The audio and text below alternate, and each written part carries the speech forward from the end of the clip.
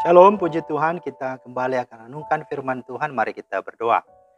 Hati kami melimpah dengan syukur karena hari ini hari baru lagi Engkau rahmati bagi kami. Kami mau memulai dengan firman-Mu. Mohon Roh Kudus terangi dan tuntunlah hati pikiran kami. Demi Kristus kami berdoa. Amin. Bapak Ibu, firman Tuhan kita terambil dalam Kejadian 4 ayat 8-9. Kata Kain kepada Habel adiknya, marilah kita pergi ke padang. Ketika mereka ada di padang, tiba-tiba Kain memukul Habel adiknya itu, lalu membunuh dia. Firman Tuhan kepada Kain, di mana Habel adikmu itu? Jawabnya, aku tidak tahu. Apakah aku penjaga adikku? Itulah firman Tuhan yang menjadi dasar renungan kita hari ini. Nah, tema kita adalah Habel dan Brigadir Joshua. Itu tema kita. Lagi-lagi renungan ini bukan untuk menambah hiruk-pikuk kegaduhan, bukan untuk menakut-nakuti apalagi memprovokasi, atau membenarkan dan memaklumi peristiwa nahas dan ganas yang terjadi pada diri almarhum Brigadir Joshua. Terlebih tidak untuk mempengaruhi proses hukum yang sedang berjalan saat ini.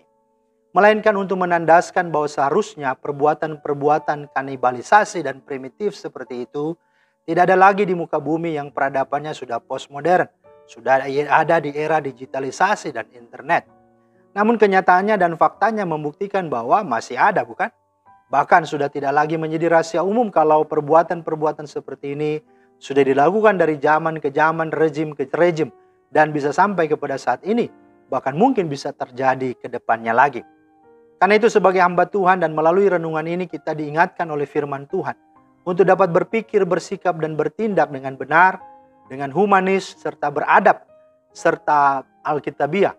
Terlebih jika kita adalah seorang anak Tuhan atau orang percaya, agar hal yang demikian tidak terulang kembali.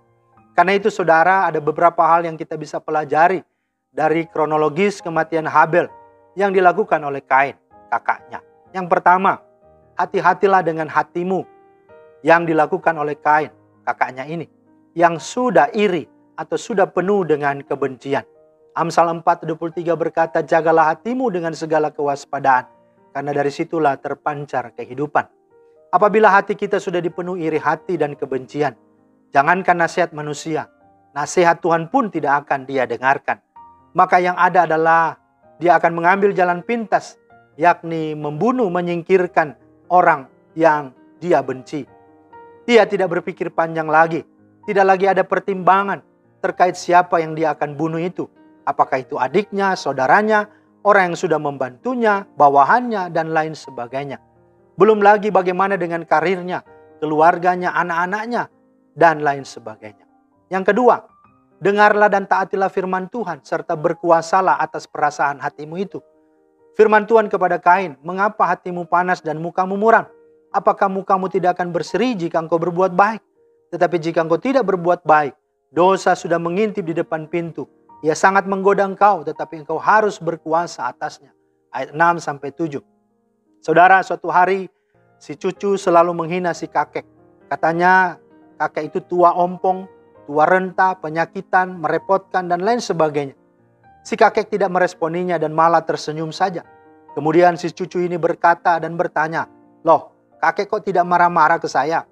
Si kakek berkata, selama perkataanmu tidak kakek terima dan simpan dalam hati, maka semua hal yang jahat yang kamu katakan itu akan menjadi milikmu, akan menjadi bagianmu.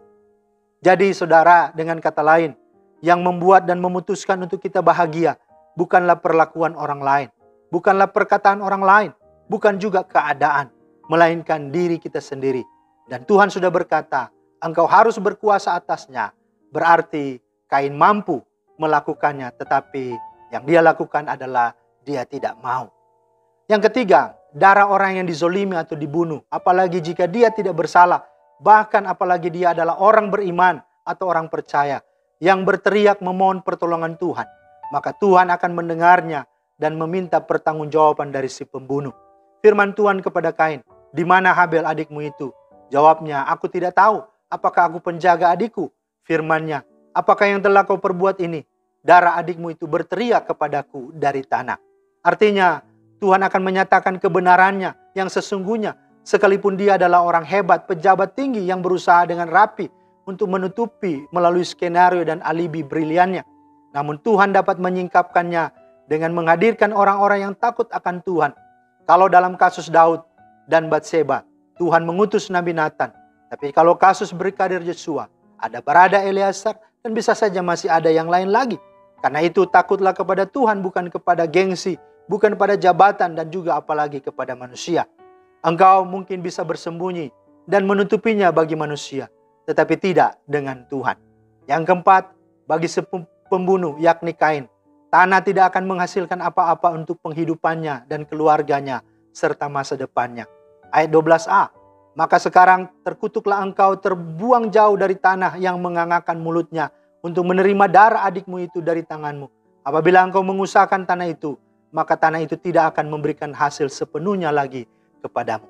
Dan yang kelima, yang membunuh dalam hal ini Kain, dia akan dikejar-kejar dan dihantui oleh perasaan bersalah dan akan mengembara tak tentu arah.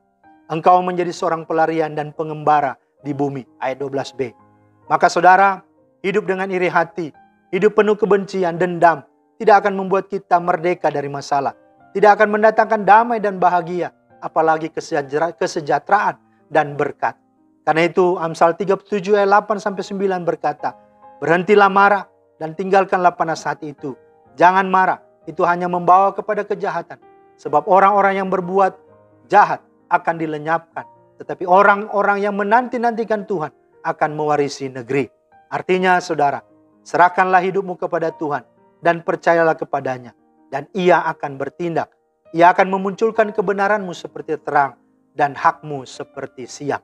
Amsal 37 ayat 5-6. Tuhan kiranya menolong kita semua untuk semakin percaya kepadanya dan menjauhkan kita semua dari sifat iri, dari sifat benci dan panas hati ini.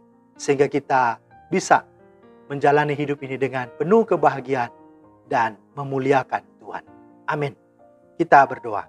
Terima kasih Tuhan atas firman-Mu, mengajar kami untuk bagaimana kami berespon terhadap semua apapun, sehingga kami boleh dimampukan oleh Tuhan untuk bisa menerima segala keadaan, dan kami dapat menang terhadap semua situasi perasaan apapun, dan kami boleh diluputkan dari yang jahat, bahkan kami boleh memuliakan nama Tuhan. Demi Kristus kami berdoa. Amin. Demikianlah firman Tuhan hari ini, kiranya menjadi berkat. Selamat beraktivitas, Tuhan Yesus memberkati. Shalom.